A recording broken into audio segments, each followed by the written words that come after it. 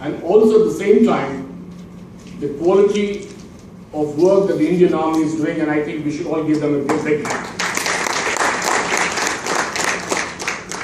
Why I said Indian Army? Because when you talk about creating a global mindset, I think that's one of the finest examples that you can talk of, because they do not only handle various different kinds of stuff, but they also handle international projects, including places like Congo Basin.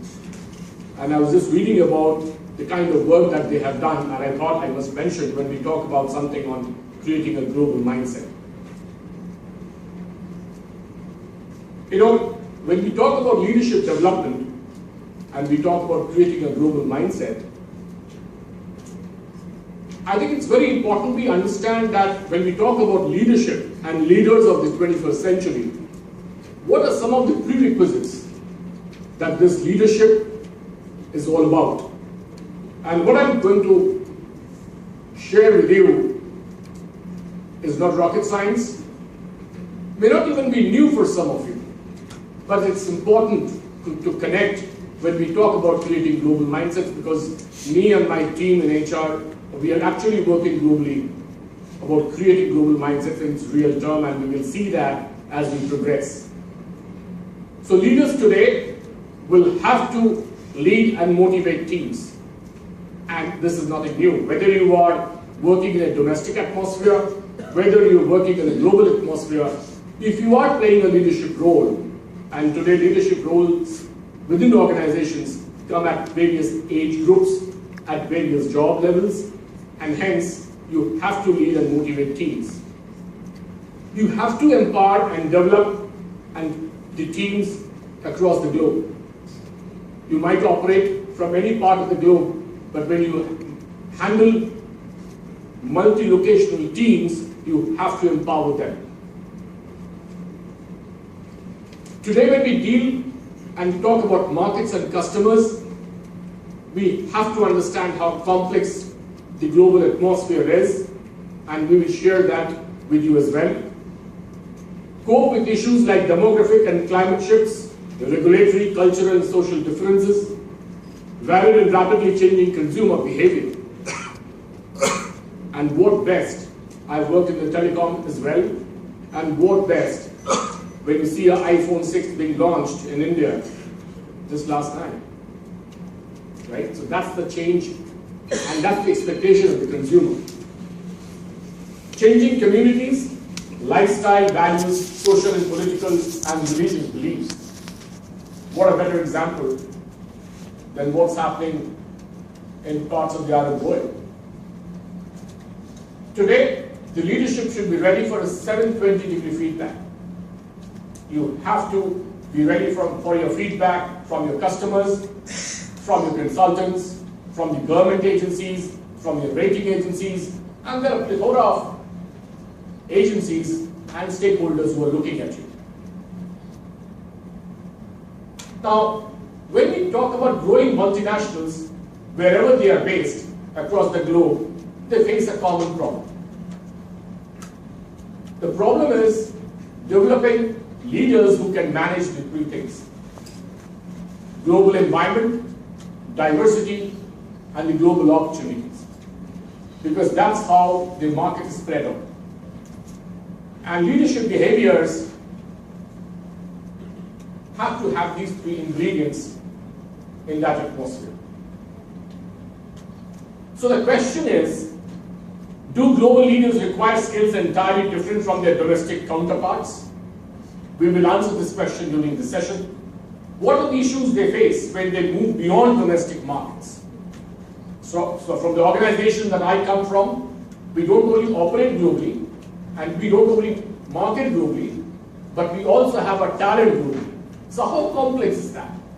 What kind of cultural, social, demographic challenges they will come across? And I'll share you a few stories that I have myself experienced. Are they really ready to take the global leadership challenge? If you go over and start an operation in Kentucky, in US, are you ready to manage that operation? Are you ready to manage that demographic complexity of that location? And hence, we need to remember these questions as we progress during this next 25 minutes. So I represent UFlex. UFlex today is an organization which is $1.5 billion. We're the largest flexible packaging company in India. And we have our operations in Dubai, Egypt, Kenya, Mexico, Poland, and United States of America. And these are full-fledged manufacturing locations. And we have roughly about 7,000 people in the company. We have 6 businesses. We are in films, we are in packaging, we are in holography, we are in cylinders, we are in chemicals, and we are in engineering. Each of these businesses, they are independent units. They are led by the CEOs with independent P&Ls, and they have their own global locations. And we'll share, and we'll talk about it.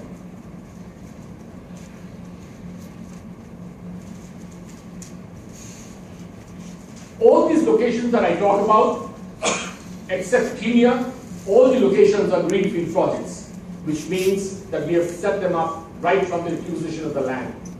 Kenya is an acquired business for us. In Dubai, we have 2 of our facilities, one for cylinders and one for films business. In US, we have 1 facility in Kentucky, in Louisville, which is a manufacturing plant for films. In Mexico, we have a film plant in Altamira. Egypt, we have a cylinder manufacturing plant. We also have a film plant. And in Alexandria, we have a chemical operation. In Poland, in Zesnia, we have a film manufacturing plant. And in Kenya, recently, we have acquired a cylinder business. So the global workforce trends today are basically in 3 areas. During macroeconomics, environmental and social, changing market brands and customers. These are the 3 focus areas that you need to look at when you talk about global trends. When I talk about aging population, for example, look at Japan. I mean, our Prime Minister just went to Japan. It has an aging workforce. Most of the people are close to their retirements. The entry point of youngsters is a huge challenge for them. At the same time, you have economies of Canada or China where they are almost in that challenging situation, not as bad as Japan, but within that bracket. Then you have countries like Brazil, like Mexico, like Indonesia, which are countries with a young population. And then you have India, where you have 1/3 of the population below the age of 15 years. So when you talk about creating a global mindset, you need to keep these factors in your mind so that you can have a better understanding of the subject as a whole. When you talk about global leaders, and they are critical ones, because when you play a global role, it's extremely critical from your business perspective.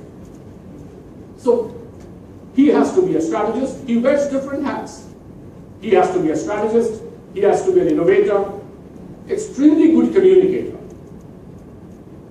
Who a better example than our own Prime Minister? So any leadership role you play, within your organization, outside your organization, you have to be a very effective communicator. He has to be a relationship builder, a mentor, a coach, a decision maker. Because when you work in different locations, in different atmospheres, you cannot tell people, you know what, I'll get back to you. I'll talk to my corporate in India and I will get back to you. And I'm talking to you from Indian context.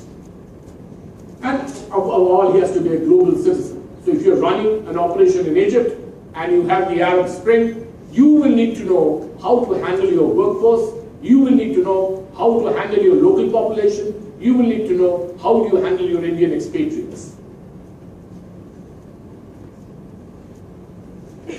But there is another point of context. Why a global mindset? A global mindset because today the world has become flat. You are doing your business in India, but you have customers all across. So when you engage with them, when you talk to them, you will need to have that mindset. Teams are becoming global and diverse. We all understand that. Virtual teams and matrix organizations, we have experienced it in India since 1994-95. Markets are becoming complex and ever-changing. You take any product, within flexible packaging itself. The Indian Supreme Court, 3 years back, banned the use of plastics in India. And UFlex had to immediately get into an innovative mode, and they had to come back with a replacement for plastics. and that was paper.